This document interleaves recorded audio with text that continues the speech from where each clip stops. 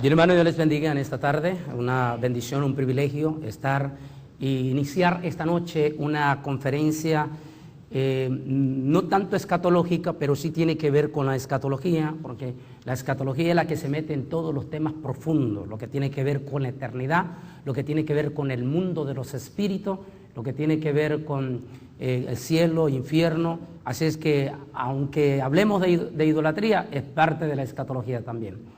Esta noche es de gran importancia para nuestro ministerio, Bonines Ministry. Vamos rápidamente a prepararnos para la palabra del Señor, y el tema que vamos a agarrar es un tema apropiado para mexicano, involucra 100% esta conferencia a México y por supuesto toda América Latina.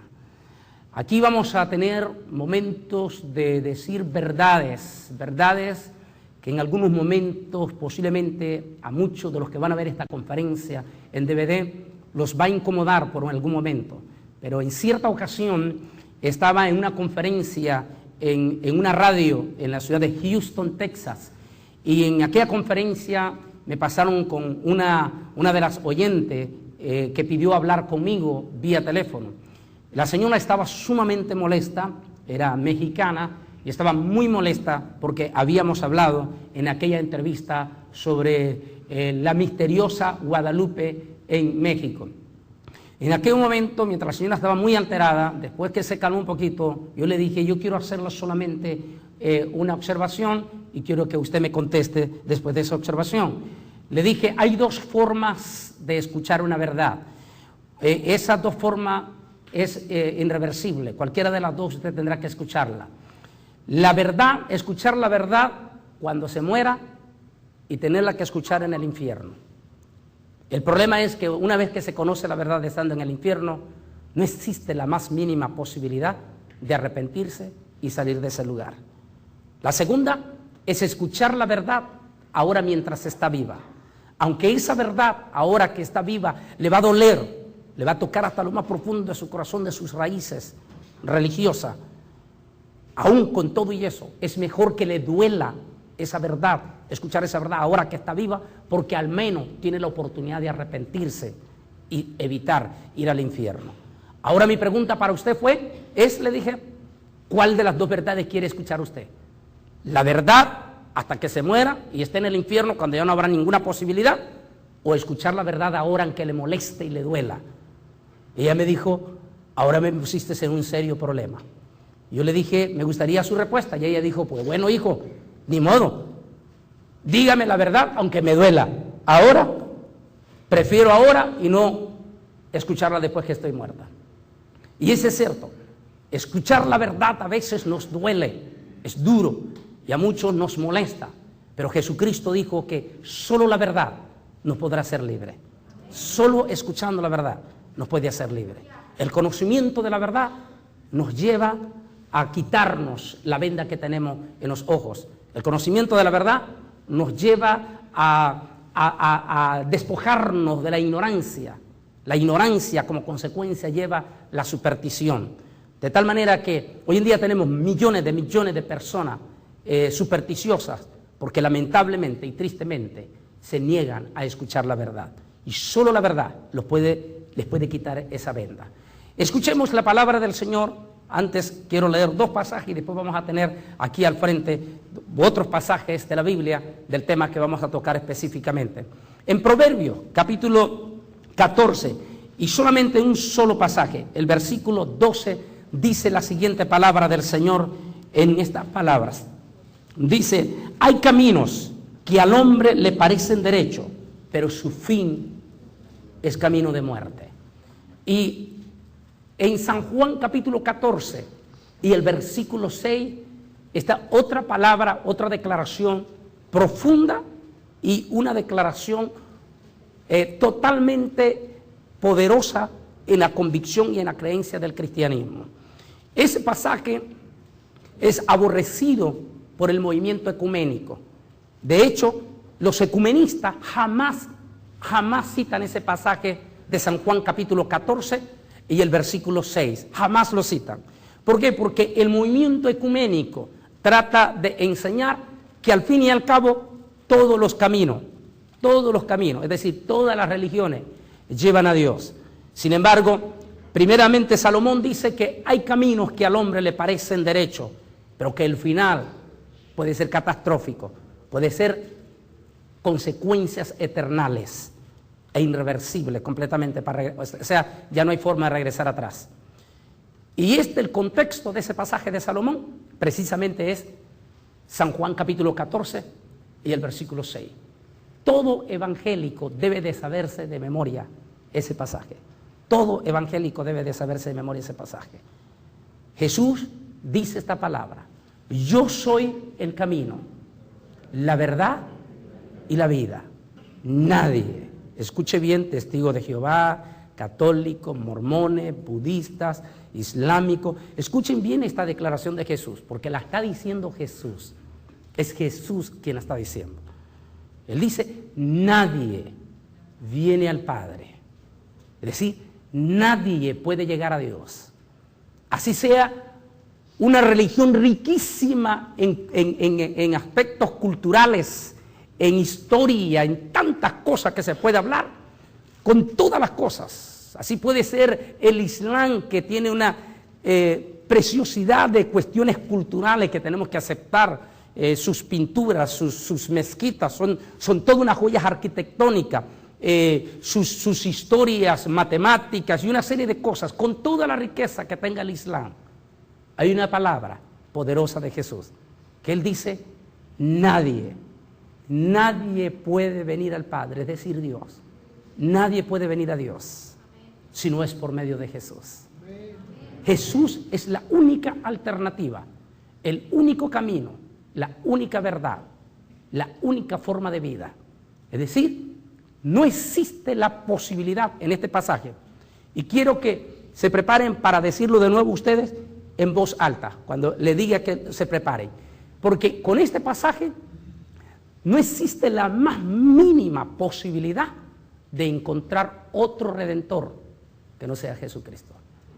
E inclusive, con todo respeto para los líderes de la Iglesia Católica, con todo respeto a los líderes de la Iglesia Católica, este pasaje los deja totalmente sin arma a ellos, porque múltiples de veces los líderes de la Iglesia Católica a nivel universal tratan de poner a María como co-redentora, pero este pasaje definitivamente no da la más mínima posibilidad de que exista otra posibilidad de alguien co-redentor, Jesucristo. El pasaje es claro. Leámoslo de nuevo en voz alta, San Juan 14:6. Díganos en voz alta. La verdad y la vida. Nadie viene al Padre si no es por mí. ¿Ven? Con este pasaje vamos a iniciar esta noche un tema sumamente importantísimo para el pueblo católico mexicano y por ende América Latina. Nos guste o no nos guste al resto de los latinoamericanos, estoy hablando en este momento para miles de latinoamericanos que no son mexicanos, pero que están viendo este estudio. Por más que no nos guste el resto de los latinoamericanos, México es un país que tiene tremenda influencia, una profunda influencia en el resto de la cultura latinoamericana. La influencia de México en el resto de América Latina es tan poderosa en la música, en las novelas, en la literatura, tiene una influencia descomunal y indiscutiblemente en cuanto a la religión católica. Lo que suceda en México repercute en el resto de Latinoamérica. Algunos se han atrevido a decir que México es la pequeña Roma del continente americano. México, dijo una vez este señor Juan Pablo II, México siempre México, dando a entender que México es un país ultracatólico. Pero esta religión católica que tanto orgullo siente el mexicano, vamos a poner un poquito las barbas en remojo directamente. ¿Hasta qué punto al pueblo mexicano y por ende América Latina le han dicho toda la verdad de quién se trata, de quién es el Vaticano? Lamentablemente, múltiples de millones de tanto mexicanos como de latinos que han estudiado en una universidad, ineludiblemente han escuchado a los profesores de historia y han escuchado la historia de quién es el Vaticano. Y con todo y eso no se les ha podido caer la venda.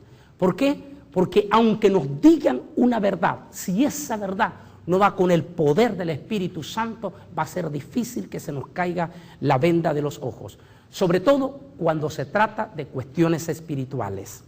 En el caso de la filosofía católica, si le podemos llamar filosofía, porque la palabra filosofía es tan poderosa porque la filosofía va directamente a la mente, no va tanto al corazón ni va tanto al alma, sino que va directamente a la mente, domina, captura la mente completamente. Y entonces, si esa filosofía la combinan con cuestiones espirituales, sobre todo cuestiones espirituales del mundo de las tinieblas, es imposible que una persona, así sea médico, así sea doctor, así sea el presidente de los mexicanos, por más que escuche a un profesor en la universidad, escuchando todas las verdades de quién es el Vaticano, con todo y eso, no puede ver más allá de la venda que tiene. Esa venda, por cuestiones filosóficas y fuerzas espirituales de la tiniebla, lo cega de tal magnitud que aún escuchando no se puede liberar de ese dominio que tiene la mente, a menos que sea a través de la palabra que es la Sagrada Escritura. En cierta ocasión dice el libro de los Hebreos, porque la palabra es espada de dos filos, que penetra hasta partir el alma, las coyunturas, los tuétanos. Es solamente con la palabra lo que podemos llegar a conocer la liberación completa y por ende llegar a una verdad profunda de Dios, solo por medio de la palabra, no por cuestiones religiosas. Las religiones nos pueden decir verdades, pero no pueden liberarnos. La palabra de Dios nos dice verdades y nos puede liberar por completo. Jesús dijo en cierta ocasión, mis palabras son espíritu y dan vida. O sea, esa palabra que tiene vida. En cierta ocasión Jesucristo dijo, escudriñen ustedes las Escrituras, porque en ellas encontraréis la vida eterna. Pues son ellas las que nos dan.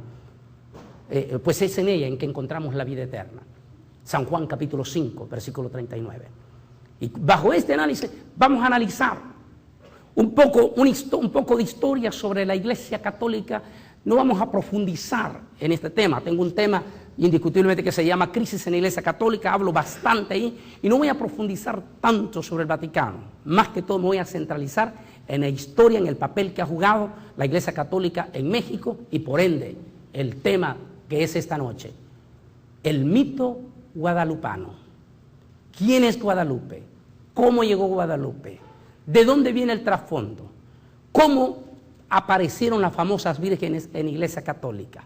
¿Por qué? Son parte de las interrogantes que vamos a tener. ¿Por qué en la Iglesia Católica se le da más importancia a las famosas vírgenes que al propio Señor Dios Todopoderoso y que al propio Señor Jesucristo?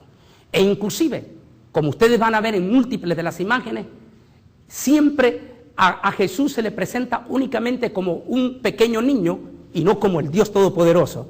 Un pequeño niño que necesita de estar en los brazos de aquella mujer y que necesita estar protegido por aquella mujer. Esa es la imagen que nos da la Iglesia Católica de Jesús, de un niño que necesita más bien, cuando tiene que ser todo lo contrario. Sabemos que Jesucristo es el mismo Dios Todopoderoso, por supuestamente. Entonces, pero la imagen de estas vírgenes que nos dan es hacer creer que estas vírgenes son superiores, son mayores en rango y en todo, aunque no se dice abiertamente, pero en la manera de adoración y de exaltación que se le da, las hacen ver más importante que Dios mismo y más importante que el propio Señor Jesucristo, que al fin y al cabo es el mismo Dios hecho carne y que murió en la cruz y resucitó de entre los muertos. Entonces, eso es parte de lo que vamos a ver, esta historia, dónde aparecen, cómo vienen estas vírgenes, de dónde viene el trasfondo de estas vírgenes y cómo es que la Iglesia Católica se desvía totalmente de toda verdad y cae dentro de las prácticas del paganismo. Vamos a leer algunos pasajes como para poder entender eso tenemos que ver rápidamente, en una forma rápidamente, el espíritu de la idolatría. Cómo el pueblo de Israel batalló y peleó duro con ese espíritu de idolatría. Es fuerte, es un espíritu abominable. El Señor aborrece, pero aborrece con odio al espíritu de idolatría. El espíritu de idolatría está compuesto por varios principados de demonios. Estoy preparando un estudio exclusivo que se llama el falso profeta, y en él se concentran varios principados de demonios sobre este espíritu de falso profeta, que es el mismo espíritu de idolatría. Opera el principado de demonio de narcotráfico, el principado de demonio de hechicería, y por supuesto la multitud de demonios que están a las órdenes de este principado de idolatría, de alucinaciones, de fenómenos que se aparecen, y todo esto como parte de ese gran engaño. Veamos algunos pasajes donde el pueblo de Israel batalló, y la razón que lo dijimos al comienzo es porque este es un espíritu que actúa con filosofía y dominio espiritual, de fuerza espiritual de las tinieblas. Entonces es duro batallar, es duro. Hay múltiples de hermanos evangélicos que tienen años, pero años de convertido al cristianismo, y todavía tienen serios problemas de idolatría en su corazón. ¿Y cómo lo podemos dar cuenta? En el momento que aparece un manipulador, un engañador, un falso profeta, supuestamente haciendo milagros, salen a churro los evangélicos detrás de él. Esos son parte del espíritu que vienen arrastrando a la Iglesia Católica, porque en la Iglesia Católica los espíritus les hace creer a la gente en que anden buscando milagros. Entonces el católico nunca se sacia de andar buscando milagros, todo el tiempo está buscando milagros, como parte del engaño de estos espíritus. La palabra de Dios nunca nos enseña a andar buscando milagros. Es más, nunca encontramos un pasaje donde Dios le diga a su pueblo que vaya a buscar las señales, que vaya a buscar los milagros, sino todo lo contrario. Por ejemplo, el Señor Jesucristo, en San Marcos capítulo 16, y el versículo 15 en adelante dice: por tanto, id y predicad este evangelio a toda criatura. El que creyere y fuere bautizado, este será salvo. Y luego dice: y estas señales seguirán a los que creen en mi nombre. Es decir, nosotros, los verdaderos evangélicos, el verdadero cristiano, el que se ha convertido de veras en Señor Jesucristo, no tiene por qué andar buscando milagros. Los milagros lo van a seguir a usted. Eso es lo que dice la palabra. Y estas señales seguirán a los que creen. A los que creen. Note, no está haciendo un paréntesis como llamando a un super evangelista, a un super apóstol, a un super profeta, a un super ungido, y que hay que acercarse a él, tocar el mantito de él para poder recibir el milagro. Todo eso son síntomas del espíritu de idolatría de la Iglesia Católica que se viene atrayendo. Por eso hoy dije que los evangélicos tienen que ser un espíritu tan abominable como que el pueblo judío toda la vida batalló con ese espíritu, y tantos miles de evangélicos convertidos, hasta con 20 años de convertidos, todavía batallan con ese espíritu. Y si no tocan el saquito del pastor ungido, si no tocan la corbatita del pastor ungido, si no agarran el aceitito de la santa unción, sienten que no van a ser sanos. Todas esas cuestiones son síntomas de ese rasgo de posesión espiritual de la idolatría. O sea, es un demonio fuertísimo, duro. Y el pueblo de Israel batalló toda su vida con este problema, y Dios siempre hablándole a su pueblo, advirtiéndole a su pueblo. Veamos a ver algunos pasajes que tengo aquí inmediatamente. Aquí este es el fenómeno que vamos a ver. Aquí van a haber sorpresas impresionantes, pero por ahora prepárese aquí. Vas a pasarlo rápido sin la flecha porque no quiero que se ponga después. Aquí va a haber sorpresa, vuélvela de nuevo, y van a haber sorpresas tremendas sobre Guadalupe. Se van a dar cuenta, regresan un momentito rápido a Guadalupe, se van a dar cuenta ustedes de algo sumamente sorprendente en esta imagen. Se van a dar cuenta de cosas sorprendentes, y se van a dar cuenta que la Guadalupe mexicana y la famosa Guadalupe española son totalmente diferentes la una de la otra, aunque las dos son sumamente misteriosas, y las dos tienen trasfondo profundamente oscuro, y las dos tienen trasfondo desde antes del cristianismo. Las dos famosas imágenes, la Guadalupe mexicana y la famosa Guadalupe española. Vamos a hablar en este tema ahora de esa manera, y vamos rápidamente al pasaje de la palabra del Señor.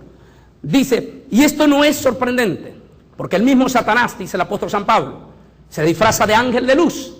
Así que no es extraño si también sus ministros se disfrazan de ministros de justicia, cuyo fin será conforme a sus obras. Segunda de Corintios 11, 14 y 15. Sigamos con otro pasaje que quiero llegarle.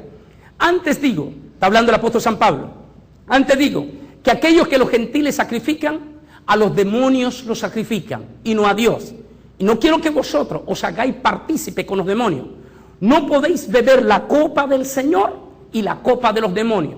No podéis participar de la mesa del Señor y de la mesa de los demonios. Aquí está hablando 1 Corintios 10, 20 al 21, para que tomen datos específicos directamente. Sigamos. Y aquí, cuando el Señor está hablando con su pueblo de Israel, el Señor siempre advirtió una y otra vez a su pueblo de Israel. Y uno no se puede explicar cómo es posible que los judíos vieron al Dios poderoso haciendo milagros extraordinarios, abriendo el mar rojo, haciendo las 10 plagas en Egipto, dándoles aguas del desierto, mandándole las nubes en el día para sofocarles el calor. Tantos milagros extraordinarios que el pueblo de Israel vio del Dios Todopoderoso. Constantemente el pueblo estaba cayendo, arrastrado, seducido por este espíritu de idolatría. ¿Se da cuenta? Es un espíritu fuertísimo en esa manera. Cuando el pueblo de Israel está a punto, pero a punto de entrar a la tierra prometida, está el general Josué, está Caleb, y por supuesto está Moisés, que ya está dando las últimas palabras para despedir al pueblo de Israel. Ya saben ustedes que a Moisés no se le permite entrar a la tierra prometida, pero sí se le permite ver la tierra prometida. Él va a pasar a la presencia del Señor, y antes de pasar, él da una palabra bajo el poder de Dios de advertencia fuertísima a su pueblo de Israel. Él sabe que cuando el pueblo de Israel traspase el río Jordán, va a encontrar una tierra cuyos moradores de esa tierra son paganos que acostumbran toda clase de práctica de las diferentes deidades espirituales. Veamos a ver la palabra aquí. No hay necesidad, creo que estén apagando la luz, es suficiente, tenemos buena vista. Veamos a ver lo que dice aquí. Deuteronomio 18, 9, 12. Dios le dice, antes que el pueblo entre a la tierra prometida, le dice: cuando entres a la tierra que Jehová tu Dios te da, no aprenderás a hacer según las abominaciones de aquellas naciones. No sea hallado en ti quien haga pasar a su hijo o a su hija por el fuego, ni quien practique adivinación. Oiga bien qué interesante. Ni agorero, ni sartílego, ni hechicero, ni encantador, ni adivino, ni mago, ni quien consulte a los muertos. Y esto es muy sumamente importante, porque dentro de la religión católica, universalmente hablamos, se exalta en gran manera, en una manera súper poderosa, la consulta de los muertos. ¿Y cómo? Muy sencillo, se lo meten muy disfrazado con la palabra santo. Averigua quiénes son los santos en la Iglesia Católica. Todos son muertos, todos son personas muertas. Muchos de ellos, algunos ni existieron en historia, como el caso del indio Juan Diego, que vamos a ver más adelante.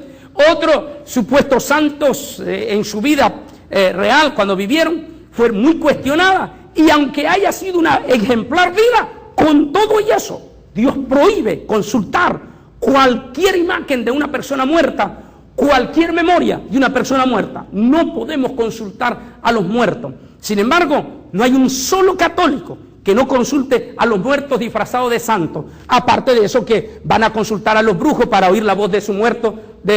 Vemos aquí el caso de esta artista mexicana que ahora que se le murió su hija, ella constantemente sale hablando en la televisión que ella tiene una bruja y que escucha la voz de su hija.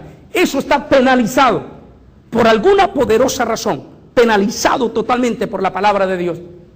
Dice, ni adivino, dice, ni mago, ni quien consulte. Mire lo que está diciendo aquí. Ni quien consulte a los muertos. Y luego dice el Señor, porque es abominable para Jehová cualquiera que hace estas cosas. ¿Qué significa la palabra abominable? Es una palabra profundamente fuerte en el vocablo, en el significado hebreo. El significado más común que se le da, la definición más común que se le da a la palabra abominable, tienen dos, los expertos hablan de dos definiciones. Una es, cuando dice abominable, da un ejemplo bastante feo, bastante horrible. Dice como por ejemplo, cuando alguien se vomita a la par tuya, no solamente aquel hedor que surge de aquella vomitada, te hace sentir tan repulsivo aquel olor. Y tan repulsivo a la persona que está a la par. Esa es la definición que da uno de los expertos: abominación. Y la otra es abominable, es que no soporta ver a esa persona de frente. Cuando es abominable, le cae súpermente abominable. Entonces, cuando Dios está diciendo, porque es abominable delante de Dios cualquiera que hace estas cosas, quiere decir que Dios no soporta a ninguna persona. Así sería ser la persona más santa, pero si es idólatra, si consulta a los muertos, si consulta a los adivinos, si hace toda esta cosa, a los agoreros y todo, es una persona abominable, profundamente abominable delante de Dios. Está profundo esta parte. Dice: abominable para Jehová cualquiera que hace esta cosa. Y luego viene la advertencia del Señor a su pueblo de Israel. Miren lo que dice: y por estas cosas abominables, Jehová tu Dios expulsa a estas naciones de tu presencia. Es decir, las naciones que están poblando la tierra prometida que va a entrar a Israel. Es decir, ¿por qué? Porque muchos se preguntan: pero ¿cómo es posible que Dios es malo? Mira cómo manda a quitar a la otra gente, decirte a esa gente. Pero Dios da la respuesta. ¿Por qué desarraiga a esos pueblos? Y aquí puede venir una gran pregunta también: ¿qué ha pasado con múltiples de tribus de indios? ¿Cómo que han sido desarraigadas en su totalidad? En algunos países, en su totalidad. Muchos pueden decir el espíritu conquistador de la nación, muchas otras cosas, pero puede tener también significado de parte de Dios. No es la forma de desarraigar. Recordemos, por ejemplo, los aborígenes, los indios, eran extremadamente idólatras, pero profundamente idólatras. Entonces, el espíritu de idolatría es una suficiente evidencia para que Dios desarraigue completamente una nación, un pueblo, una familia. Entonces se dice: por estas causas, por estas cosas, y por estas cosas abominables, Jehová tu Dios expulsa estas naciones de tu presencia. Perfecto serás delante de Jehová tu Dios, porque estas naciones que vas a heredar, ¿qué es lo que dice? Hay una nación en los santos que dice aquí: a agoreros y adivinos oyen, pero a ti no te ha permitido esto Jehová tu Dios. Y esto es muy intermedio también, porque tiene que ver con nuestros evangelios. Una de las cosas que dije al comienzo del espíritu de la idolatría, que dije al comienzo, ¿verdad?, que muchos evangelios tienen 20 años y todavía vienen arrastrando esa atadura de la idolatría. Toda la idolatría involucra todas esas cosas que se vieron ahí. ¿Cuántos evangélicos les fascina la adivinación? Claro, estos adivinos que están dentro de la iglesia evangélica no se presentan como adivinos, sino que se presentan como profetas. Y los hermanos andan detrás de ellos como cuando eran católicos, buscando a los famosos brujos, a los famosos magos, a los famosos psíquicos. Y entonces, a ver qué le adivina, a ver qué le habla del futuro. A ver ¿para qué quiere saber usted del futuro? Lea la Biblia y dice el futuro. No tiene que estar buscando un profeta, ya solamente lea la Biblia y dice todo. Directamente. Y dice aquí: pero a ti, estos pueblos hacen eso, dice el Señor, pero a ti no te lo permite Dios. Pero va, sigamos con la siguiente mensaje. Levítico 26, vuelve a hablar el Señor a su pueblo de Israel.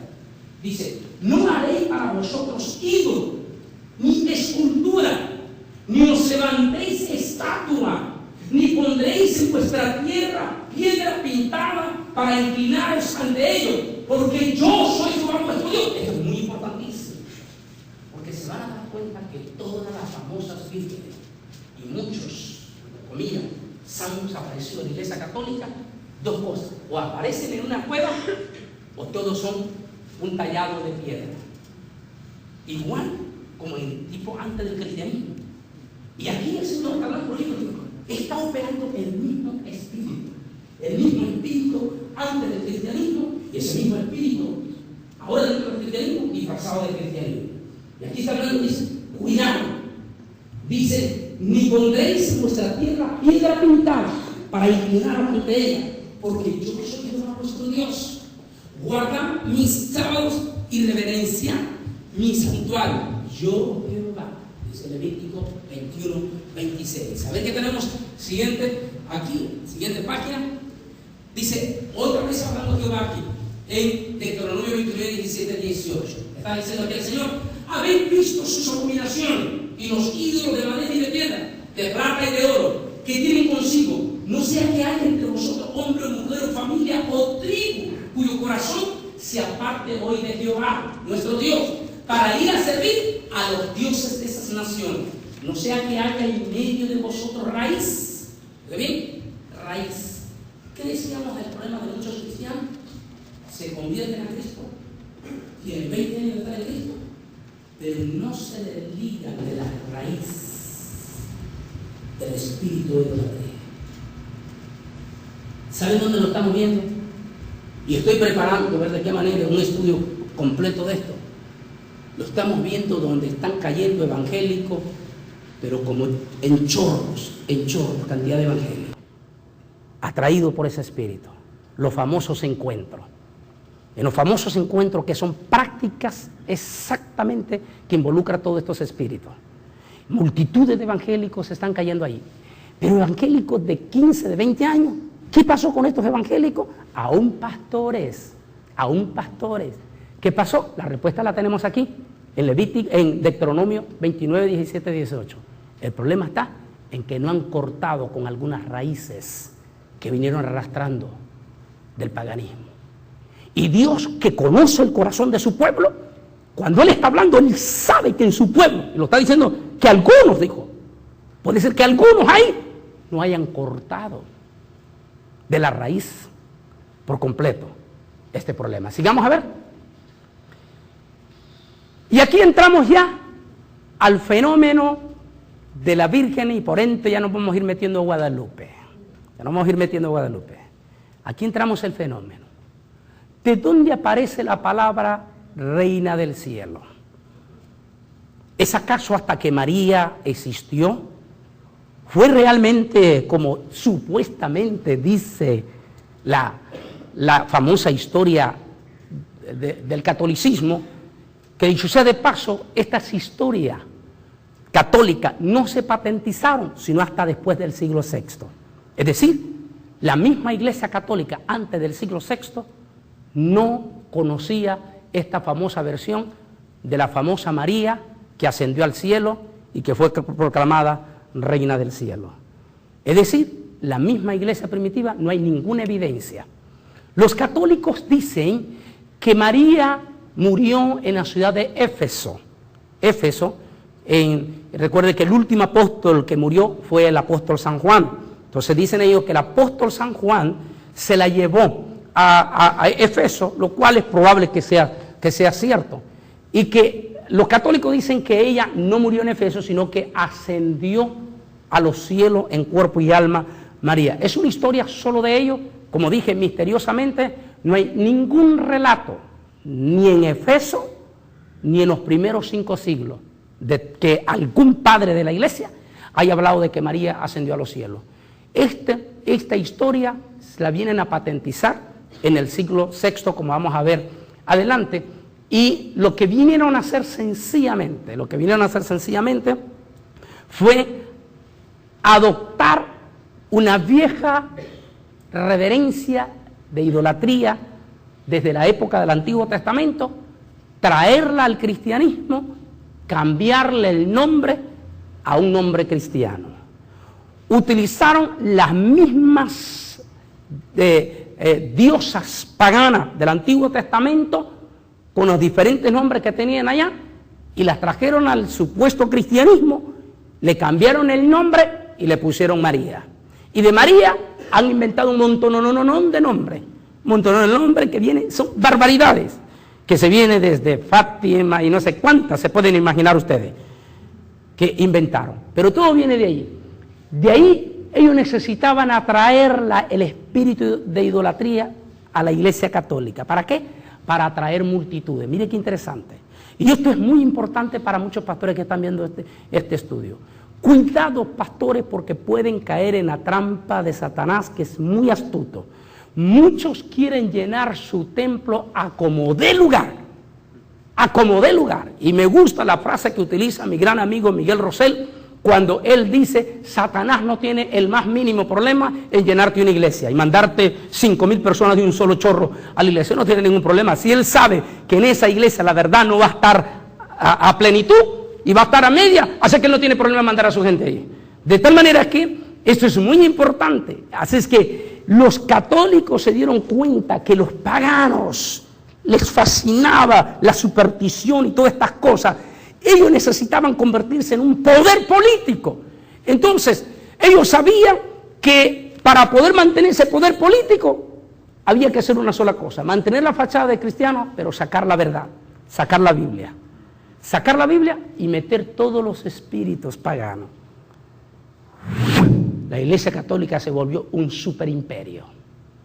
A mí no me sorprende que hoy en día tengamos tantísimas iglesias pseudoevangélicas con un paganismo descomunal dentro. Y muchos asustados porque han crecido de la noche a la mañana.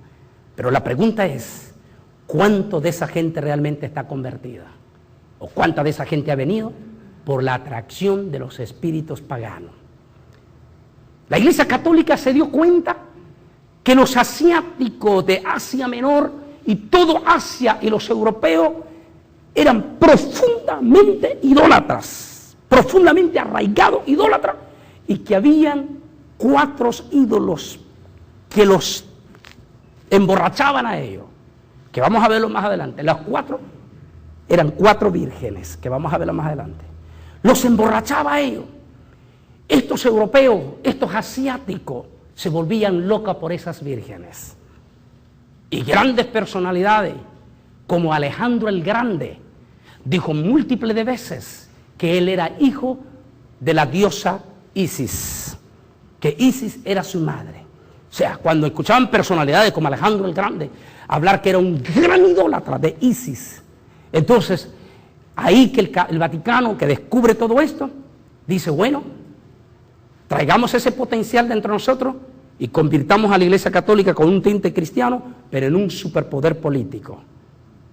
Y ahí quitan una verdad y meten una mentira profunda en el corazón del pueblo católico romano. Veamos a ver de dónde viene la adoración de Reina de los Cielos. No es de Guadalupe, no es de María, no es de Fátima, no es de nadie de esto. Eso viene desde el Antiguo Testamento. Y Dios severamente advierte, profundamente advierte al pueblo de Israel a tener cuidado en caer en esa adoración. Si alguien me puede, de los que están aquí adelante y sabe leer bien en voz alta, me va a preparar Jeremías capítulo 17, versículo 18, y también el capítulo 44, el versículo 17, más que todo el 17 y 18, y lo demás lo pueden leer porque va a estar bastante lejos. Y hay bastantes citas aquí. Dice, reino del cielo, objeto de culto solamente mencionado en Jeremías 7, 18 y en el capítulo 44, 17 al 29. Aquí el profeta Jeremías advierte a su pueblo de Israel que está en Egipto, que ha sido seducido por este espíritu de esa famosa reina del cielo, y que se han sido seducidos de tal manera que ya también ellos estaban ofreciendo regalías, tórtolas de sacrificio a ese demonio conocido como la famosa reina del cielo. Dice Jeremías quien condena este acto de idolatría. La reina probablemente se refiere a Istar o Astarte. Póngale mucha atención, porque Guadalupe española es exactamente la misma Istar o la misma Astarte. La misma imagen, el mismo color y la misma piedra. Van a ver ahí. Deidad del amor, dice, y la fertilidad, que era adorada bajo varios nombres y considerada patrona de muchos pueblos babilonios, asirios y fenicios. La diosa era identificada con la luna, cuya adoración Moisés condenó. Esa luna es parte de la misma diosa, la influencia, ese mismo espíritu domina en su totalidad a los musulmanes, solo que se cambió de nombre de reina del cielo y se cambió el nombre a Alá. Pero si ustedes ven, todos los musulmanes adoran a la luna, la famosa luna. Es la misma diosa que adoraban en esa manera. Dice, bajo varios nombres y considerada patrona de muchos pueblos, bueno, fenicios, a la luna, cuya adoración Moisés condenó en Deuteronomio 4, 19 y 17 y 3.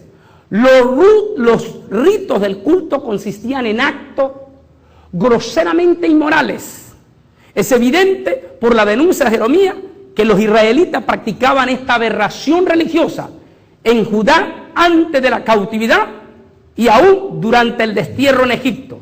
Las tortas mencionadas en los pasajes posiblemente fueron figurillas o imágenes adornadas ofrecidas con lidiaciones a los ritos de los dioses. Se va a dar cuenta que el catolicismo de hace, aquí en México, de hace unos 30, 50, 60 años, ofrecían también las famosas estatuillas, algunos hasta daban la escritura de sus fincas, de sus tierras, en donación a su famoso rito religioso. Son costumbres que vienen desde esa época. Veamos a ver qué encontramos más aquí.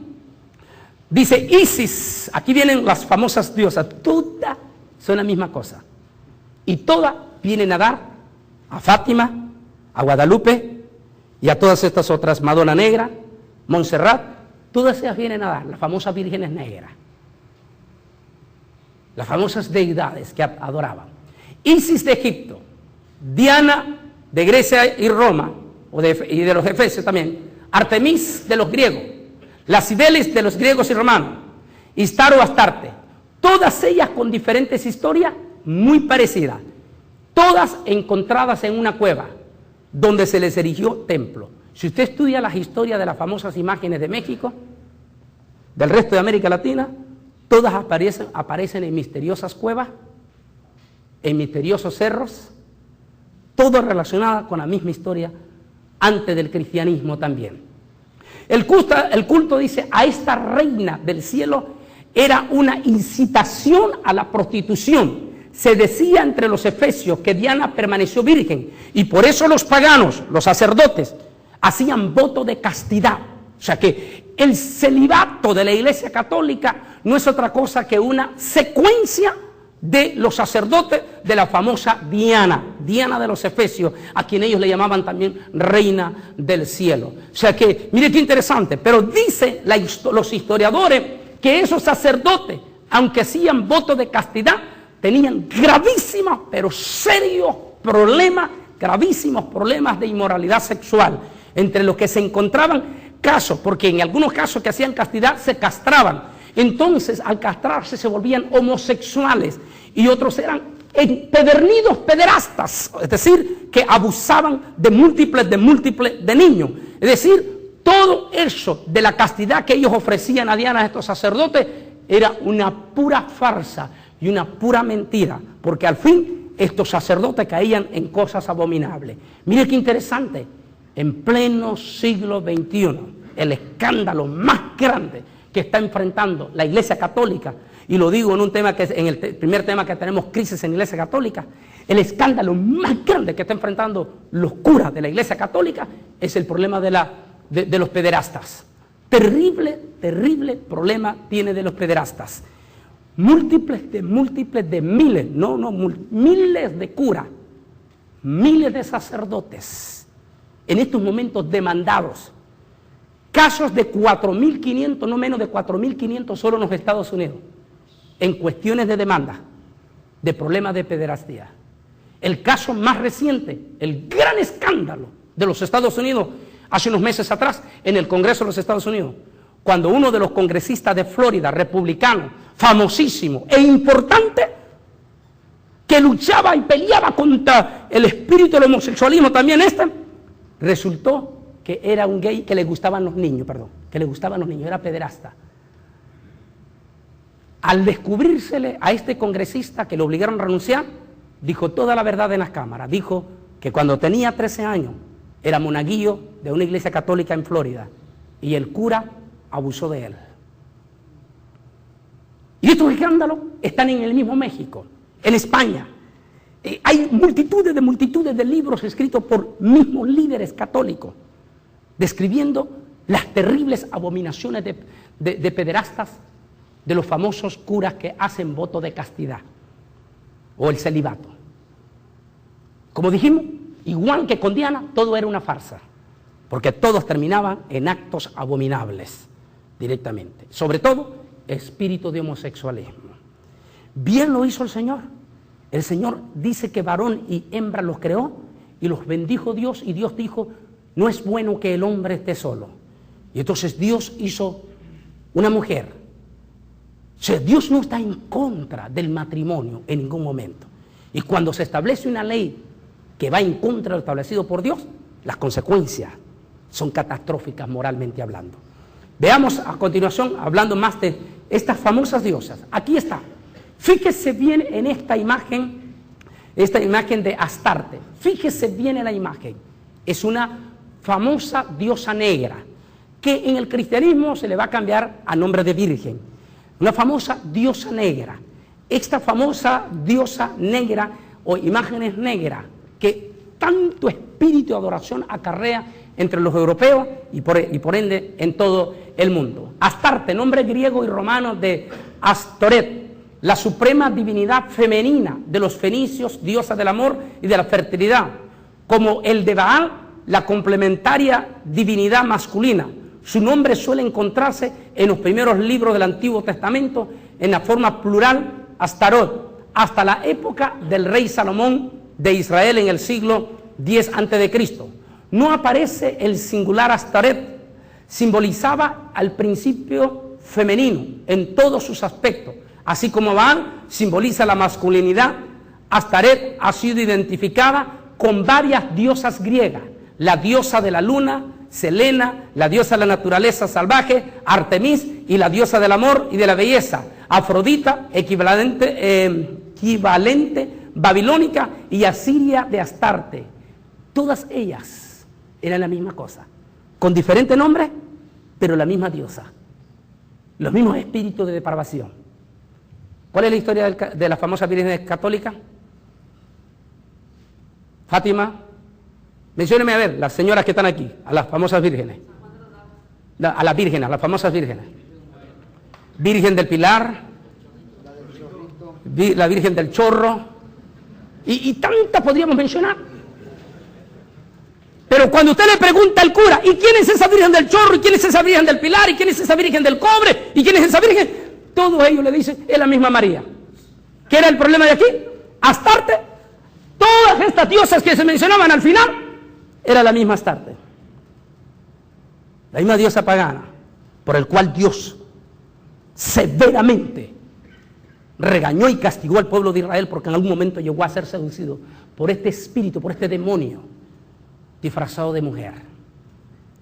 Recuerde una cosa importante lo que está en esta noche. Satanás no tiene ningún problema en ningún momento de disfrazarse de mujer como disfrazarse de hombre. Porque recuerde que en la deidad de Dios no existe la definición de sexo. O sea, no tiene ningún problema. Para Dios no hay ningún problema. Dios trata de igual manera a una mujer como de igual manera a un hombre en cuanto a la salvación. O sea, Dios no tiene. Satanás sabe eso, así que Satanás no tiene ningún problema de cambiarse y hacerse si con eso va a doblegar. Y él sabe que la debilidad de todo ser humano, es el sexo opuesto. Nos lo sacaron una costillita, dice ahí. Y entonces él sabe que todo ser humano, todo varón, todo hombre, tiene un problemita de matriarcado. Nos guste o no nos guste, lo aceptemos o no lo aceptemos, por más que se diga que los mexicanos son bien machistas, tienen un problemita de matriarcado. Y ese es un problemón grandísimo que lo ha traído todos los hombres desde el Antiguo Testamento, ese matriarcado.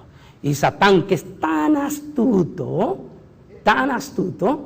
utiliza ese matriarcado femenino para robarle la adoración del Dios verdadero, quitar la mirada del Dios verdadero, desviarla hacia la otra parte opuesta y de esa manera poner todo lo contrario de lo que Dios estableció. Interesante, ¿no? Veamos a ver, siguiente imagen. Aquí estamos las mismas diosas, las que ellas adoraban, todas venían a ser casi la misma con diferentes formas y hasta en diferentes colores. En este caso estamos viendo a Artemis y los famosos templos de la famosa Diana. Estos famosísimos templos, muy parecidos hoy en día con los templos católicos. muy parecido. Afuera, toda la clase de orgías que se celebraba en los famosos carnavales. La palabra carnaval, que es una palabra que está compuesta por dos palabras, carn y Baal, que quiere decir carne a Baal. En todas las fiestas de los Baales y de la diosa Astarte o la famosa reina del cielo, mientras adentro los sacerdotes ofrecían los sacrificios a los ídolos, afuera había toda una fiesta de depravación sexual y todo. Vea las celebraciones de las iglesias católicas, la famosa romería. Mientras adentro unos están hincados, afuera hay toda clase de depravación. Ese es el mismo espíritu desde el Antiguo Testamento, el mismo espíritu lo estamos viendo. Aquí está el templo de la diosa Diana y aquí está afuera la depravación. Aquí está la famosa Artemis y miren las depravaciones que se están mostrando en las famosas imágenes. Es un espíritu de depravación, completamente. Ese mismo espíritu sigue operando en las famosas adoraciones de las vírgenes de hoy en día. Sigamos. Aquí estamos viendo. Cibele, nombre latino de una diosa nativa de Frigia, Asia Menor, y conocida por los griegos como Ría, la mujer del titán Cronos y madre de los dioses olímpicos. Cibeles era una diosa de naturaleza y de la naturaleza y de la fertilidad, venerada en Roma como la gran madre de los dioses. Qué casualidad que el Vaticano sabía que ese espíritu dominaba a los romanos adoraban a la madre diosa.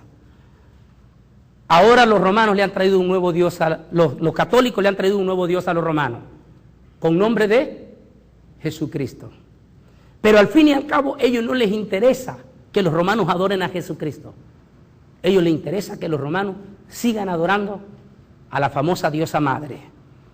Y lo que hacen es cambiarle el nombre de las Cibeles a nombre de María.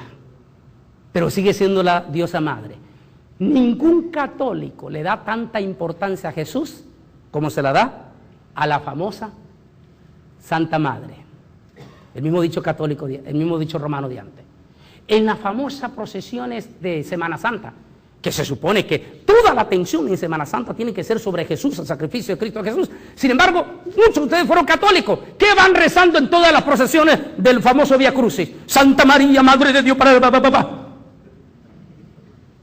Directamente. Dice, la gran madre de los dioses, como Cibele gobernara sobre las montañas y fortalezas, su corona tenía la forma de una muralla y era también conocida por los romanos como Master Turrita. Es decir, el culto de Cibele estaba dirigido por sacerdotes eunucos llamados coribantes, que conducían a los fieles en ritos orgiásticos acompañados por gritos salvajes y una frenética música de flauta, tambores. Oigan, señores mexicanos, ¿qué es lo que se hace aquí? ¿A Guadalupe? ¿Cómo le llaman estos muchachos? ¿Cómo? Matachines. ¿Con qué salen ellos? Con tamboras y flautas. La misma práctica abominable de la famosa diosa Cibele. ¿Qué dijo Dios al comienzo? Al pueblo de Israel, tengan cuidado de no practicar las mismas costumbres de esos pueblos paganos para que yo no los aborrezca también. Sigamos.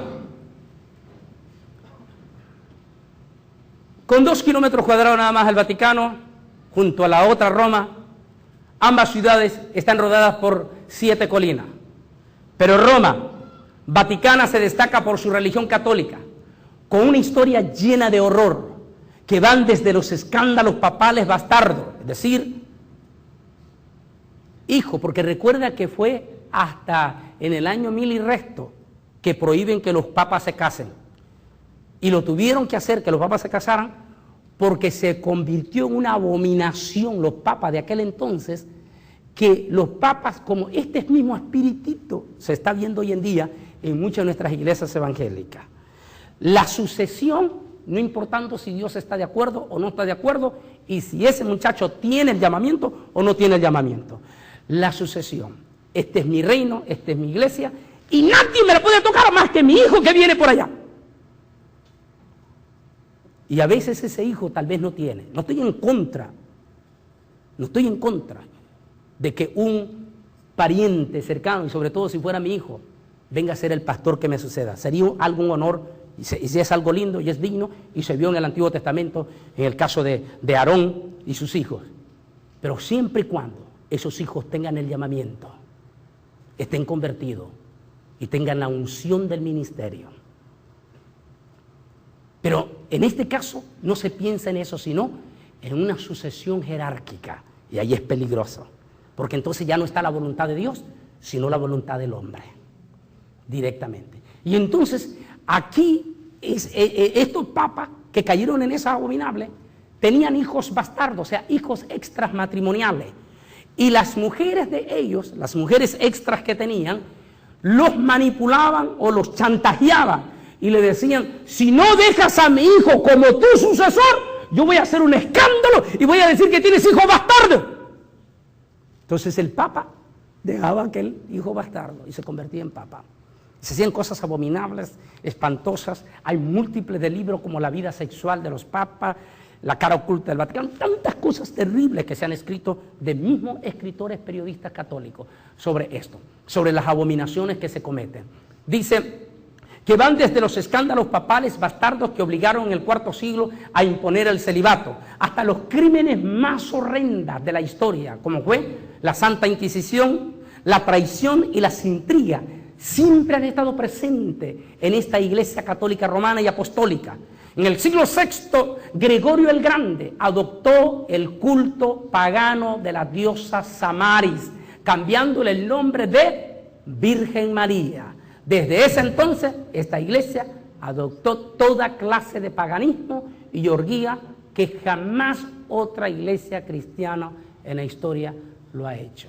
Fue este en el siglo VI, su nombre, el Papa Gregorio el Grande, quien introduce la adoración a María. Y ahí se termina de corromper completamente. Sigamos aquí. Las vírgenes negras y la piedra negra. En la Meca, el objeto religioso por causa del cual los musulmanes del mundo entero emprenden el famoso peregrinaje o culminación de su vida de creyente es una piedra negra que constituye un símbolo de fecundidad y de la fertilidad. Según Silence, el ídolo más antiguo de Ejas era una piedra negra, volcánica y meteórica, denominada la Kaaba, es decir, literalmente la muchacha de senos muy desarrollados, y en un sentido más amplio, la Núbil, la virgen que será fecundada. Por eso la famosa virgen negra esa que aparece así, pero dice que era ella virgen y que fue fecundada por un Dios directamente. O sea, ellos utilizan, todos los católicos traen eso, calza bien con la parte del cristianismo y meten el Dios pagano, directamente alterando todo el sentimiento bíblico. Por eso los católicos defienden a capa y espada. A capa y espada los católicos defienden de que María permaneció virgen. Lo defienden a capa y espada, de que María permaneció virgen. Porque ellos necesitan mantener esa idea en la mente del católico, de que María permaneció virgen, para poder introducir ese espíritu mitológico de esos dioses paganos en el corazón de la persona y dominarlo filosóficamente y espiritualmente. ¿Entienden entonces? Por eso ellos defienden de que María siempre permaneció virgen aún después de haber tenido al Señor Jesucristo. Cuando la Biblia dice todo lo contrario, los católicos tratan de hacer creer como que el sexo es un pecado. El sexo no es pecado mientras se lleve a cabo dentro del matrimonio. Es una ley permisiva de Dios. Y es más, la Biblia dice que herencia de Jehová, es decir, que una mujer tenga hijos no es abominación, porque la Biblia dice que herencia de Jehová son los hijos.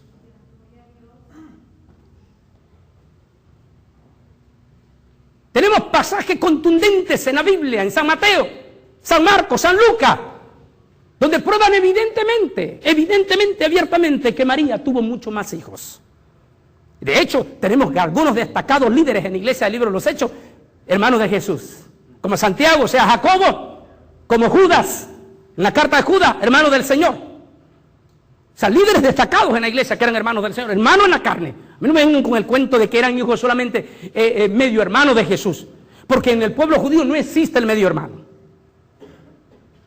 Se que eran hermanos en la carne, hijos de María, hijos de José. Y Mateo lo especifica claramente, en Mateo capítulo 13, claramente lo especifica, que eran hijos de José y de María, directamente. Así es que ahora entiende por qué los católicos tratan a fuerza de mantener la supuesta virginidad, cuando no está en contra de la Biblia, de que María estuviera casada. Legalmente María estaba casada, legalmente estaba casada. No fue ningún pecado de que María tuviera más hijos. Bíblicamente no fue. Porque si el tener más hijos es un pecado, entonces, Dios mío, se equivocó Dios cuando hizo hombre y mujer. ¿Entienden? Sigamos rápidamente aquí. Y aquí viene la famosa Virgen Negra, que viene exactamente a la misma estatua. Aquí ve esta famosa Virgen Negra. El misterio de la Virgen es negra. Por otro lado, son horribles, son vírgenes horriblemente espantosas, feísimas, completamente. Lo que demuestra el trasfondo completamente satánico de todo esto.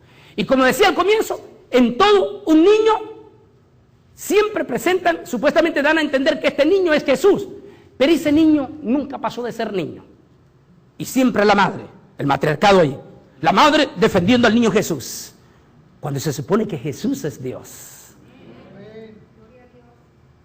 Un día se les perdió Jesús en el templo. Y fueron desesperados por 3 días buscando a Jesús. Fueron María y José y fueron. ¿Y qué les dijo Jesús? ¿Por qué me buscáis? Como diciéndoles, ¿se les ha olvidado a ustedes lo que el ángel le dijo? ¿Se les olvidó que el ángel le dijo que yo soy Dios? Si no tienen por qué andarme cuidando a mí. Aleluya, gloria a Dios. ¿No saben ustedes que en los negocios de mi Padre es donde me conviene estar? ¿Por qué me buscáis? Pero la imagen de ellos siempre es la misma, la mismísima. Mírela aquí y mire esta imagen, bien feísima, horrible. Sigamos. Guadalupe, una virgen negra, territorial. Hay 2 tipos de leyenda, me dijo Beatriz Ortega, historiadora. La que tienen una leyenda y la que tienen un dogma. Todas las vírgenes que tienen una leyenda son demonios territoriales y reclaman ser reina sobre una región, continente o nación. Estos demonios reclamaron total adoración hacia ellos. Dios y Jesús no es importante ante sus adoradores. Es decir, hay vírgenes que tienen una leyenda y otras que son un dogma completo. Las que tienen una leyenda, como Guadalupe, Fátima, Madonna, Montserrat, si usted se fija, son vírgenes que tienen poder territorial, continental o de una nación. Es decir, se tratan de demonios territoriales. A continuación, vamos a ver aquí y nos vamos a preparar con el pastor Willy una carta, rápidamente aquí. Vamos a ver la siguiente página que tenemos. Aquí está la famosa Guadalupe de España, la Guadalupe famosa antes que vinieran los mexicanos aquí. Esta Guadalupe, que fue encontrada y que la historia dice que un pastor de vacas se encontró con ella, que la vaca se murió y que cuando él la iba a rajar para sacarle la sangre y preparar la carne, la vaca revivió. Y que de allí se le apareció la voz, la famosa Virgen de Guadalupe, y aquí la famosa Virgen de Guadalupe tallada completamente en este color negro de piedra. Esta Guadalupe es la que traen los conquistadores a México. Pero resulta que unos siglos después, la Guadalupe española es cambiada por otra Guadalupe. Y ahí entra una controversia entre los frailes españoles y los franciscanos que vinieron a México. A continuación, vamos a leer una carta que es una carta hecha por los mismos curas, periodistas y curas, que vamos a ver al final su nombre de él, y que pertenece a la fraternidad de la evangelización, de la nueva evangelización de la Iglesia Católica de España. Son 2 curas refutándose el uno con el otro. El uno defendiendo el derecho de la Virgen de Guadalupe y el otro diciendo que Guadalupe es parte de una farsa y que no corresponde con la misma Guadalupe de España. Al fin y al cabo, las 2 Guadalupe son parte de la mitología. Pero veamos a ver la historia y aquí se van a dar cuenta los mexicanos que les han venido metiendo gato por liebre. Lo vamos a leer por palabra del mismo cura. A continuación la carta. Vamos a ver y la vamos a tener aquí con copia. El pastor Willy Pérez va a dar lectura de esta declaración. La trilogía América, Extremadura y Guadalupe Traduzco literalmente el comentario que el padre Sebastián García, de la Orden Franciscana Monástica y autor del libro Guadalupe de Extremadura en América. Quiero aclarar, Guadalupe de Extremadura, así se le llama la famosa Guadalupe de España, que es de ese pueblo, de esa región que se llama Extremadura. Siga. Es vergonzoso e imperdonable ignorancia histórica que bajo la voz de Guadalupe no se haga referencia alguna a la principal y originaria, Nuestra Señora de Guadalupe de Extremadura, España, y solamente trate de Nuestra Señora de Guadalupe de México, sin mención alguna de Nuestra Señora de Guadalupe de Extremadura. Lástima que con este error y omisión tan injusto, lamentable, haya sido publicado el nuevo diccionario de Mariología, ignorancia en el autor, en la voz del padre Valeriano y en el equipo español de Ediciones Paulinas.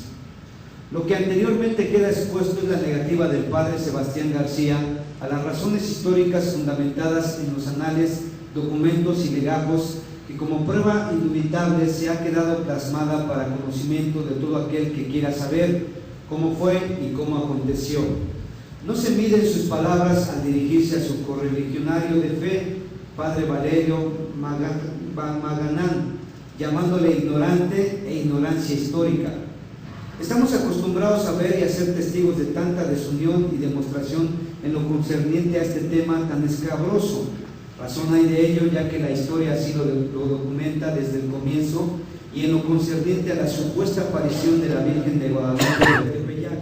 Oiga, lo que está diciendo él ahí, hacemos un paréntesis que el pastor Willy, mire qué interesante. El mismo cura está diciendo, y a la supuesta aparición de la Virgen de Tepeyac.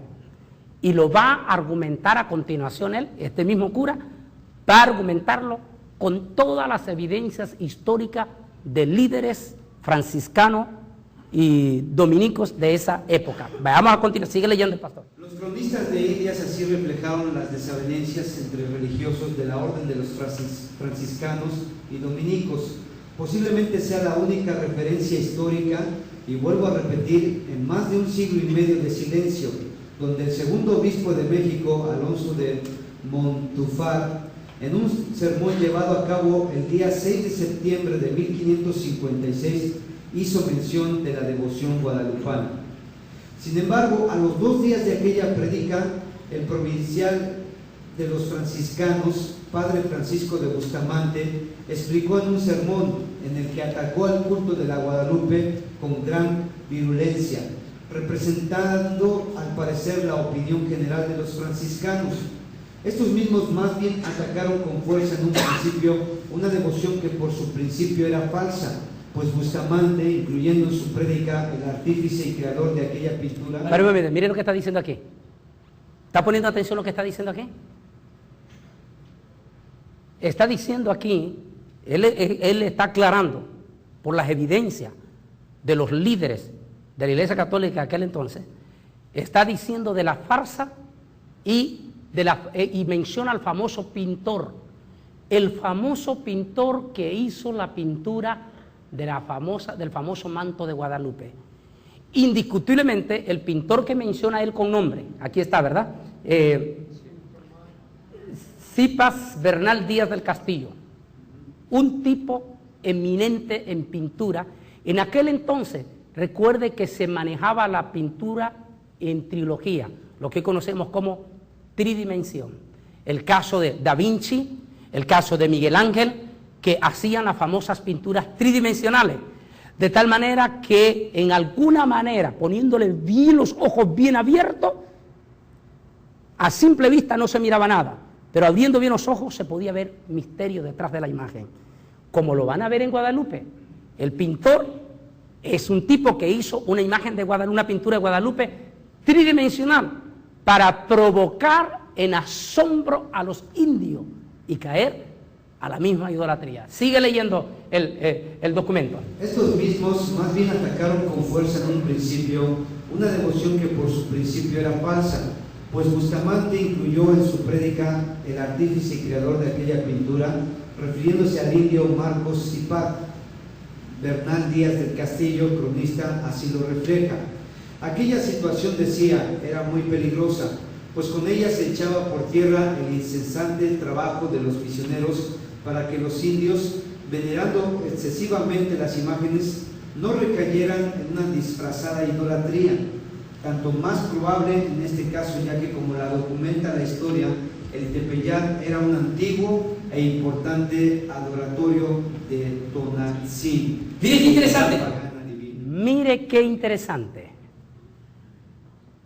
Tepeyat era el centro de adoración de una diosa que sorprendentemente la pintura de Guadalupe va a tener el mismo secreto de la diosa. ¿A dónde la tenemos? ¿Cómo se llama aquí? La diosa Tonantzin. Tonantzin.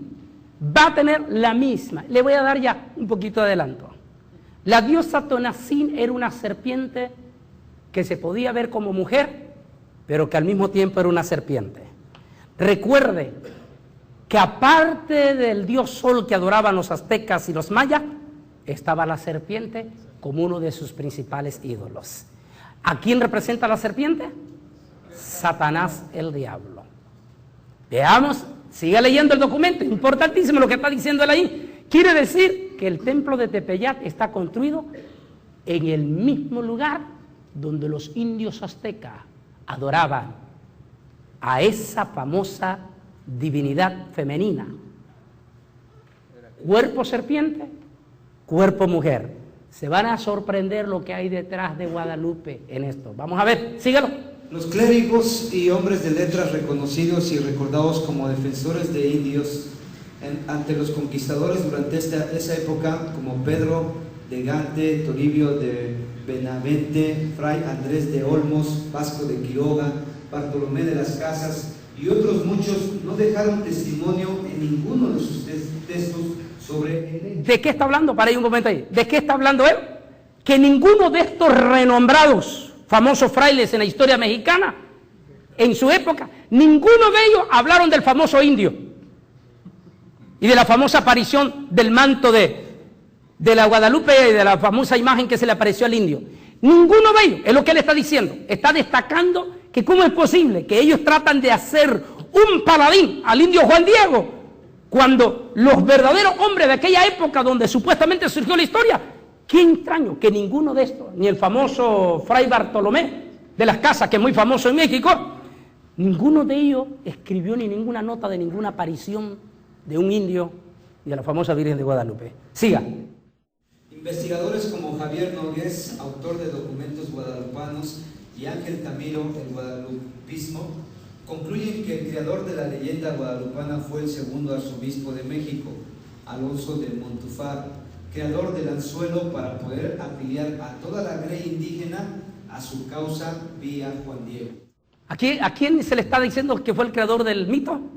Aquí está diciendo el nombre directamente él, documentado, está citando los escritores, investigadores, documentando quién obispo fue el que inventó la famosa historia para atraer a los indios. Y sabe que este cura era jesuita. Estos jesuitas son malvados, estos tipos, malvados.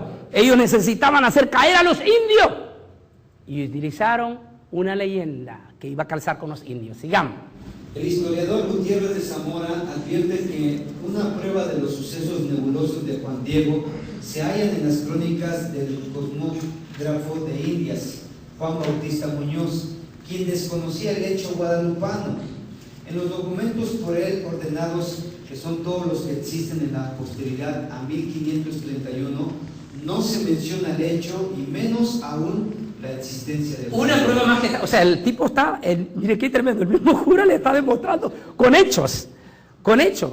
El historiador más famoso de esa época y que son documentos que se guardan ahorita en España, no menciona a ningún Juan Indio, a ningún Juan Diego, Indio Juan Diego. Siga. El investigador, con datos ordenados y archivados por él mismo en el Archivo General de Indias en Sevilla, considera que el documento más fiable sobre la existencia de Juan Diego es el apartado por el padre Mariano Cuevas, quien refiere la existencia de un códice de mediados del siglo XVI, donde se considera que la vida de Juan Diego nunca se cruzó con Fray Juan de Zumárraga, mucho menos en 1531. Sigue. Más claro no puede seguir hablando él ahí. hechos históricos. Pero ¿qué decíamos al comienzo? El problema es que estas historias las escuchan abogados, millonarios, presidente Fox, la esposa del presidente Fox, Felipe Calderón. Conocen estas historias, pero no puede caérsele la máscara, porque están poseídos por un espíritu de filosofía, de fuerzas espirituales de las tinieblas. Y solo la palabra de Dios, la Biblia, es la única que los puede libertar. Así que por más que la oigan, y por eso estamos haciendo este estudio bajo el poder de la palabra, por eso comenzamos con la palabra, con la oración. Sigamos. Cuentan y se ha hecho público que el padre Lauro López Beltrán, entusiasta guadalupano, insistía en buscar la canonización del vidente. El arzobispo le respondía: primero encuéntrame los restos de Juan Diego y después hablamos. Eso de la canonización vino desde siglos, luchando y luchando que lo canonizaron, pero aquí pura decir que le decía este otro país: encontremos el cuerpo y después hablamos. Sigue leyendo. Sí, la tumba fue buscada sin éxito en diferentes sitios y en diferentes siglos. El último fue realizado por el Etzabar Guillermo Schulenberg, quien en 1969 solicita al Instituto Nacional de Antropología e Historia que un grupo de especialistas realizara una excavación en la antigua capilla donde se creía que fueron enterrados Juan Diego y su tío Bernardino. Conocido es que especialmente Guillermo Schulenberg y el arcipreste de la Basílica, Carlos Warhorst, se opusieron a la beatificación, negando su historicidad. Para ellos, Guadalupe y Juan Diego pertenecían al ámbito de la catequesis simbólica y planteaban que ir más allá de tal simbolismo no sería más que una quimera histórica. ¿Qué está diciendo aquí? ¿Y quién es Schulenberg? Fue el abad por 11 años en la Basílica de Guadalupe. Cardenal por 11 años en la Basílica de Guadalupe. Que en 1969 pidió al Instituto Arqueológico de México que llevaran a cabo excavaciones en la antigua iglesia del Tepeyat para buscar la tumba del indio Juan Diego. Al final no se encuentra nada y Schulenberg lanza la carne al asador, denunciando ante Juan Pablo II que por favor, recordemos lo que él dijo en una entrevista, le dijo a Juan Pablo II: por favor, no canonice al indio Juan Diego, porque el indio Juan Diego nunca existió. Siga leyendo. Planteaba que ir más allá de tal simbolismo no sería más que una quimera histórica. Además dijeron que la canonización de un símbolo sería de un símbolo y no de una persona. La canonización, advertían, comprometía gravemente el magisterio del Papa. Esto acompañado de las escandalosas revelaciones de Schulenberg a la revista italiana Istus y difundidas por el diario italiano 30 Giorni, que han dado la vuelta al mundo. Un testimonio más de querer hacer realidad la fantasía o la poética, como así se expresaba Sor Juana Inés de la Cruz en sus escasas referencias ante el mito guadalupano. ¿Qué está diciendo el historiador aquí y cura católico? Guadalupe del indio Juan Diego es una farsa, es una mentira. Los mexicanos que no tienen a Cristo, incluyendo el señor presidente Vicente Fox, han estado y seguirán hasta que no conozcan a Cristo, creyendo una mentira y adorando una deidad que supuestamente es María, pero que no es otra que el mismo Satanás disfrazado como ángel de luz. Vamos todavía sigue hablando más, solo pásela nada más la página. Aquí estamos presentando, aquí está el D.E. Juan Francisco Aguirre Pérez. Aquí está Badajo, Extremadura, mayo 2002, todo el documento donde está. Y aquí ponemos un extracto de la carta de Schulenberg, que luego va a salir en este estudio, en esta manera, todo el extracto. Y aquí estamos dando definitivamente lo que se está hablando. Y ahora vamos rápidamente a Guadalupe, a Balajimanes, volvamos al PowerPoint y vamos a ver qué tremendo engaño se le ha llevado. Yo creo que en buen momento, en este momento que ya dentro de pocos días entramos a diciembre, y los mexicanos y casi toda América Latina entran a una famosa celebración mariana. Vamos a ver, aquí está ya, vamos a entrar al famoso misterio de Guadalupe. Si te puedes recordar, si la puedes poner, te puedes recordar la Guadalupe española y después venimos a esta otra, a ver si la puedes encontrar ahí. La Guadalupe española y esta Guadalupe, y se van a dar cuenta que las dos son totalmente diferentes la una de la otra, pero se van a dar cuenta de la famosa diosa que adoraban los indios. Esta es la Guadalupe de Extremadura, España. Nada que ver con la otra de aquí, ¿verdad? Esta es. Sin embargo, esta otra es exactamente la misma imagen de la famosa diosa Astarte. Es decir, es el mismo diablo con diferentes figuras. Veamos ahora a la Guadalupe mexicana. Aquí está la Guadalupe mexicana. Quiero aclarar, este ídolo de Guadalupe tiene que ser un demonio altamente territorial y de un potencial jerárquico descomunal, como para que Juan Pablo II, el papa más famoso del último siglo, Juan Pablo II pidió morir abrazado a esta imagen. ¿Saben ustedes? Juan Pablo II sabía 100%, sabía quién era Guadalupe.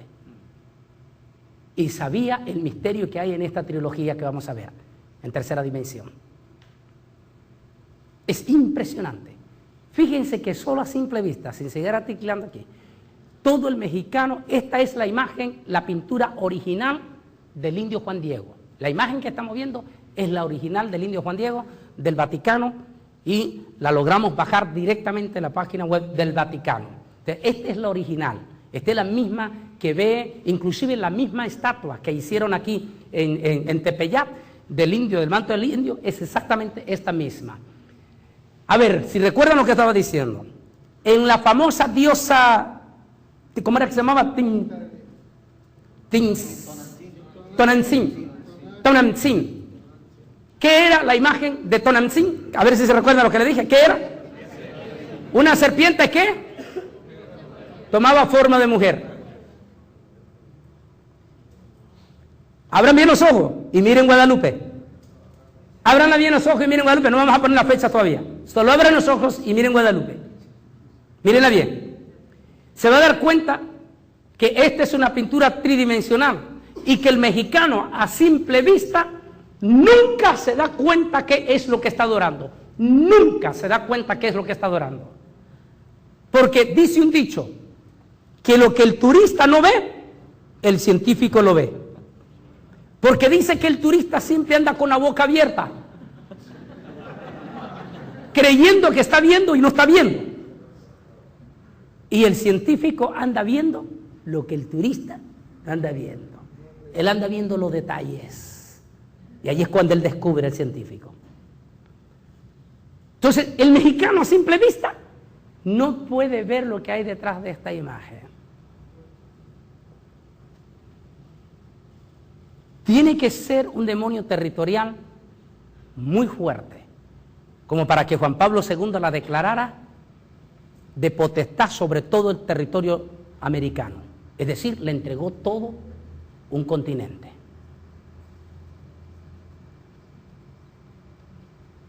¿Quién era Juan Pablo II?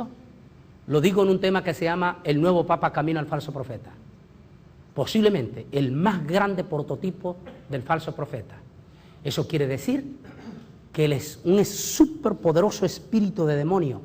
Estaba poseído sobre Juan Pablo II. Ese demonio es el que reparte sobre los otros demonios poderes territoriales.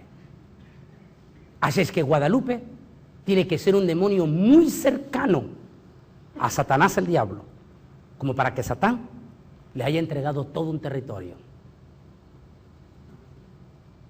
Veamos a ver, ahora sí vamos a clicar. ¿Ya vieron?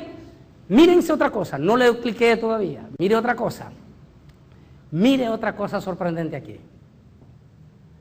En Guadalupe va a encontrar usted la trilogía de la Trinidad Diabólica. En la Trinidad de Apocalipsis 13, donde se habla de la Trinidad Diabólica, aparece la serpiente, que es el dragón, aparece la bestia que es el antihijo y aparece el sacerdote, o sea, la bestia, falso profeta, el de los dos cuernos, el falso profeta. Mírenle aquí, vamos a ir punto por punto. Aquí sí vamos a clicarle, aquí está. Primeramente va la serpiente que reina sobre todos los principados de demonios. Estos son demonios, principados de demonios. La serpiente representa al antipadre. Luego aparece el famoso niño. Ese niño que, por cierto, es bien feo. Y que solo nos recuerda la película de Mel Gibson en La Pasión.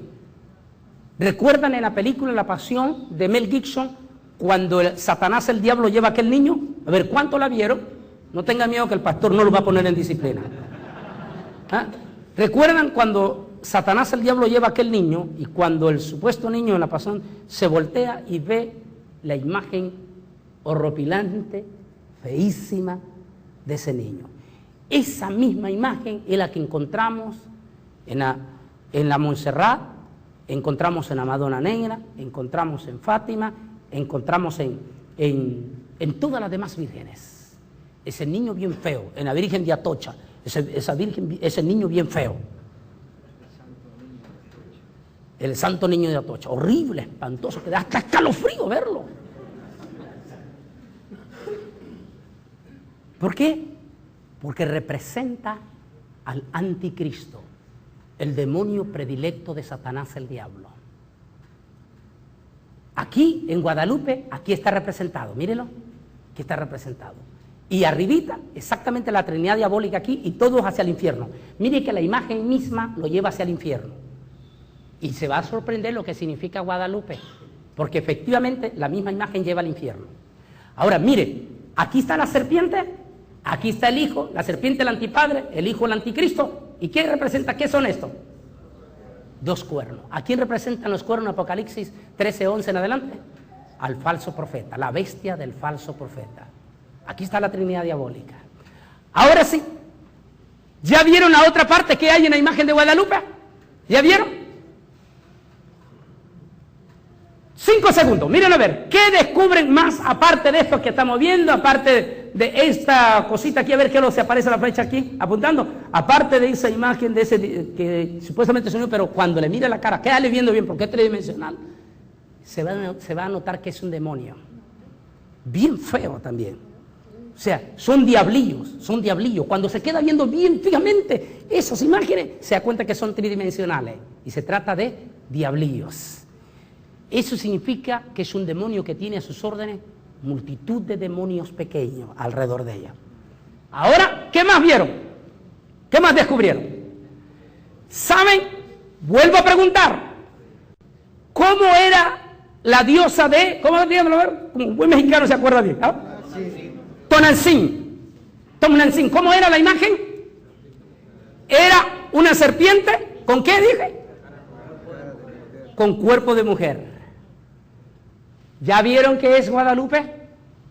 Vamos la flecha, descúbranos. La siguiente flecha. Da los cuernos. La siguiente. ¿Qué es esto que ven aquí ustedes?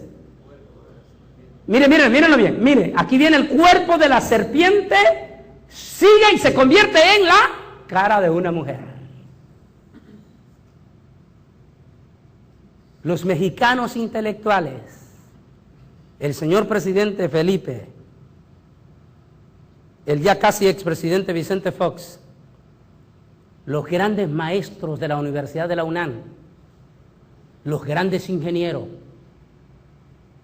los grandes intelectuales, están adorando a una serpiente con cuerpo de mujer. ¿Y qué dice Apocalipsis 12, versículo 7? Habla de la serpiente antigua que se llama Diablo y Satanás. Cada vez que un mexicano se inclina ante Guadalupe, ¿ante quién se está inclinando? Ante la serpiente. Ahora entiende por qué los indios maya y los indios aztecas cayeron como moscas. Porque solo le cambiaron el nombre de su diosa. Pero siguió siendo la misma diosa que ellos adoraban.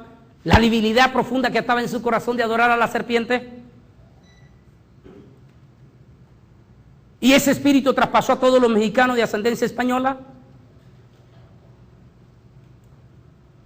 Y los mexicanos que creen que están con sinceridad adorando a María, han caído en un abominable chantaje, mentira. Y no están haciendo otra cosa que adorando a la misma serpiente. ¿Una imagen más? ¿Una imagen más? No, regrese a la letra que está atrás, a ver, ¿qué decía? Pásamelo. ¿Qué pasó ahí? Vamos a ver. ¿Qué era lo que había? Sigue adelante. ¿Qué era lo que había? Estamos adelante, ¿verdad? Sigue adelantando de ese. Y esto no es sorprendente, porque el mismo Satanás se disfraza de ángel de luz. Así que no es extraño también si su ministro se disfraza de ministro de justicia, cuyo fin será conforme. ¿Tenemos más imágenes después de esta? ¿O esa es ya la primera? Porque creo que aquí tengo la definición de Guadalupe. A ver, sígamelo. ¿Será que no me lo copió todo completamente? Porque al final también quiero poner la bibliografía consultada, para que vean que esto fue un estudio de investigación, de responsabilidad, como la carta que leímos. A ver, ¿qué sigue? A ver, nos detuvimos aquí. Si aquí ya viene hablando de lo que se habló, sigue pasando adelante, del supuesto llamamiento que se le apareció al indio Juan Diego, que le dijo: Juanito, Juanito, por favor, dile al fraile que me construya una iglesia aquí. Ya sabemos cómo el cura desbarató completamente esa historia. Una más atrás, te fuiste adelante completamente. A ver, una más atrás, dice: esto es bueno y agradable delante de Dios. Hay una parte, algo se me está yendo allí. Vamos a ver. A continuación doy a conocer el significado de la palabra Guadalupe. Apunte, porque es una palabra que se encuentra en el diccionario, no directamente junta, sino que está separada la una con la otra. Recuerde que Guadalupe es un nombre indígena, compuestas. Recuerde que los nombres indígenas son nombres compuestos por varias sílabas o por varias palabras que las unían. La palabra Guadalupe viene compuesta de dos palabras. Aquí viene, a continuación. Dice Guada, lugar de arenas movedizas, dice el diccionario. Lugar de arenas movedizas, donde se tragan a las personas. ¿Han visto las películas ustedes donde va corriendo alguien en un bosque y cayó en una arena movediza y se lo tragó y se fue a las profundidades de los abismos? Guada significa arenas movedizas o lugar donde se va a las profundidades de los abismos. Lupanar, la otra palabra, para que después la junte las dos y hasta guadalupano. Lupanar, casa de prostitución. Es decir, el mismo espíritu de Astarte, de Isis, de Diana y de todas las diosas paganas. Al final, los adoradores de ellos se van en las arenas movedizas, en el embudo que los lleva al abismo, y el espíritu que se desata en la idolatría son espíritus de superstición, depravación sexual, depravaciones abominables. El nombre de Guadalupe, si hay alguien aquí que se llama Guadalupe, espero que la Constitución mexicana le pueda cambiar el nombre.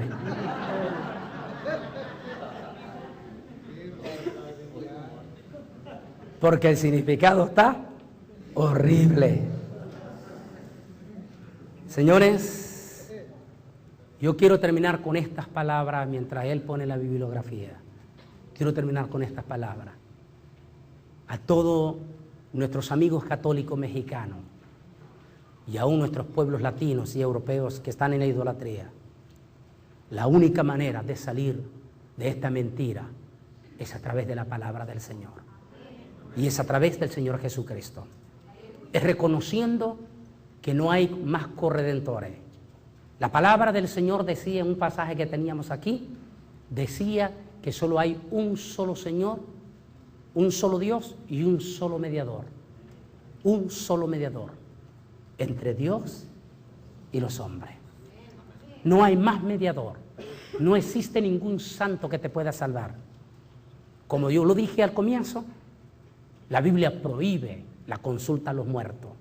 Los santos que te presentan en la Iglesia Católica, todos están muertos. Todos están muertos y convertidos en estatuas de yeso. Y como bien viste, Dios prohíbe toda consulta de los muertos, y mucho menos hacia una mujer. En otras palabras, la Biblia solo habla de un solo mediador. No hay ni corredentor ni comediador, solo hay un solo mediador. Y no sé si el texto lo tengo aquí atrás, pero lo había puesto donde lo tenemos hablando. Esto es bueno y agradable delante de Dios, nuestro Salvador, el cual quiere que todos los hombres, óigame bien mi amigo, el cual quiere que todos los hombres, dice aquí, sean salvos y vengan al conocimiento de la verdad.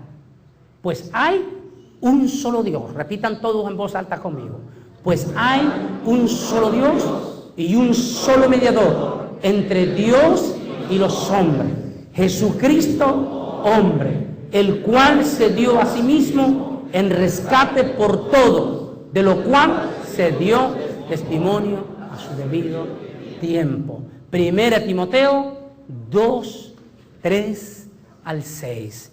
Mi amigo, mi querido amigo católico, no importa que seas intelectual o superpoderoso, ya te diste cuenta, la única manera de conocer la verdad es a través de Jesucristo.